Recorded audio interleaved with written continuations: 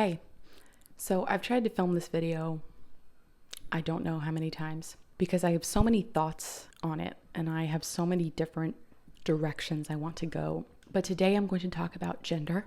And if you just freaked out, I need you to take a breath because we're going to talk a little bit about society and we're going to talk a little bit about biology. So take a breath with me and let's talk about it because I'm going to use my lived experience as a background, okay? So I was born in the 90s. So I was raised with the idea that there was a boy and a girl.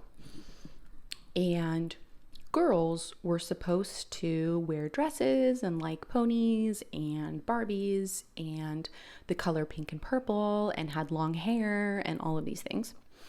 And little boys were supposed to like cars and they were supposed to like the color blue and they were supposed to be tough and like football and things like that. And when I started playing sports and I started to go to buy shorts in the boys section sometimes because my mom was incredible and she was like, I don't care, just put clothes on your body. I started being called a tomboy. And I find it so interesting that the conversation around gender is something that has really become a big part of the conversation right now. But I want you to think about what you were taught as a kid, what was available to you. What were the genders available and what were you supposed to be? And then think about how you broke them. Were you a little boy that liked Barbies? Were you a little girl that loved football? Were you a little girl with long hair? Were you a little boy with short hair or long hair? Were you a little girl with short hair and a little boy with long hair? These are things that I think a lot of us when we were growing up had to face. And we had to choose whether we wanted to follow those expectations and pretend that we didn't like those things that we liked or dress a certain way, or we didn't. And me, I was born and raised as a girl, and I am a woman, and I like being a woman. But how I got there, as many people find who they are, is a battle. And I think that there are only two options, and these boxes are interesting to me because if we truly were to fulfill the boxes that society gave us, it would be those things there. I would be a girl who wore dresses and wore pink, and I would find a little boy and we would be friends, but we couldn't be friends because I only had to have friends that were girls and the boys had to be friends that were boys, and the girls would connect and cry and do all these things and the boys would be tough and fight. Is that reality for a lot of people? Like truly deep down on your insides? Do you follow the expectations of what society told you you're supposed to be? I know I'm not. I am a woman who loves wearing thrifted men's clothes. I steal my husband's clothes a lot. I have had buzz cut short hair. I've also had hair down to the middle of my stomach. I have worn dresses. I have worn suits. I have tattooed a lot of my body. I have piercings. I have done many things that the society that I was raised in taught me was not ladylike, was not feminine, was not what a woman was supposed to be. And so even with the fact that I was born with lady parts and I was given the gender female, I still have never fully fulfilled what that is. And yet, I know that I am a woman. I know in my soul, I know in my bones that I am a woman because I connect to the power that is what a woman is. The battle of what being a woman is in lived experience across human history. Women are powerful and strong, and we connect to our emotions, and we have a depth of understanding of who we are. especially in community, women who come together with women, and how we can wield so much power, and how that is one of the reasons why we are taught that we are delicate and quiet and meek, and why we are to wear dresses and not pants, and why we are supposed to have this long sweeping hair. And so when we look at gender, as many of us have known it, we've all struggled with our genders, but we just didn't know that it was struggling with our genders. We just thought that we were not real women or not real men because you like the color pink and you cry, so you're not a real man. What? So we know what this is. Cis people know what this is. And cis, as we know, is you were born with certain biology, and the doctor said, okay, based on what I see, you're a man, and based on what I see here, you're a woman, and that's it. And we grew up that way, and we still identify as those genders. So I know that I'm a woman, but I'm a cis woman because I was born that way, and my identity correlates to my biology. Now, my tiny little break off of that is I'm also an animal scientist, and I had to study genetics, and I had to learn about all these things. I'm also an English teacher, so I look at it in expression in language. But in biology, even in biology, we don't even have just two sexes. Like, we literally have intersex folks that are born with biological characteristics of both male and female. People that are born with a little bit of both.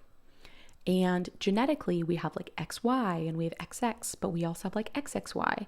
And some people that are born with like XX, but they express other things. Like, genetics is diverse and vast, and there's no way that everyone that is born perfectly lines up with what a woman is. You're XX and you look this way. And I am an example of that. I have PCOS, and if you don't know what that is, it's polycystic ovarian syndrome, and it is a situation where my hormones get a little crazy, and I grow a little bit more facial hair than what other women might have. And I didn't know this for a very long time, but I have always had a little bit more hair than other women around me. I've had hair on my arms. I have always had a little bit of hair on my chin. I've had a little bit of hair here. My legs are a little bit hairier. I have always been that way, and I received comments as a teenager about it. And I was asked if I was going to remove it. Or like, oh, you should probably take that off. That's not very ladylike. Like, my body, my biological body that you have told me is a woman is not womanly enough. So you need to remove all this hair. And you need to be this certain way. And if you don't, you'll never find someone to love you. So then it enters another area. It's not just about my personal identity. It's that if I have a hairier mustache and I cut my hair short, no one will love me, especially men. And now at the time, I did not know that I was bisexual, so that wouldn't have mattered in my personal experience. But it was something that I was taught to be scared about. And so I kept my hair long for a very long time. And I started taking my mustache off out of shame. And I shaved my armpits, even though I hated it. And I shaved my legs. And if I didn't, I had to wear pants, and I had to wear things to cover up my legs to go outside. And I felt embarrassed about plenty of things on my body. But it was only when I went out and I knew that men would be there. Because if I went to a space that had all women, nobody cared, because we all know, women, we know that we have hair on our legs, and we know that we have hair on our arms, and we know that we have all these other things. And if you are a woman who follows all of those rules and then imposes that on another woman, that's really hard for me to see, because you are using what society taught you as what a woman is, and you're saying, no, you're not good enough, do this. And I'm only talking about the physical expressions because a lot of the time that is where people judge you first. You may know nothing about me, but if you look, by looking at my body, you will make a judgment. I've been called sir and I've been called young man, and I've been called lots of things. And online, it entered a whole different category. It came into, you're a trans woman because you have a jawline. Or I can tell you're a man because you have broad shoulders. Or you're a man because of this. Or you're a man because of that. And I'm over here like, no.